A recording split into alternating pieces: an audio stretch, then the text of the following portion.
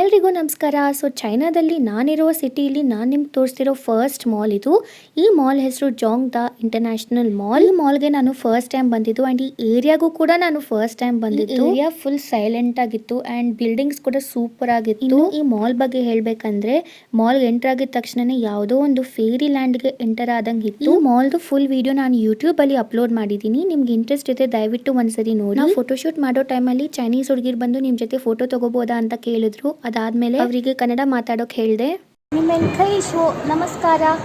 ನಮಸ್ಕಾರ. 这个是啥意思？这个是你好。在印度文这个是你好。你好。你们可以说hello ಕನ್ನಡಿಗರು.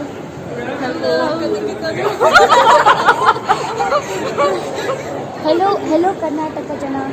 Hello ಕರ್ನಾಟಕ. ಕರ್ನಾಟಕ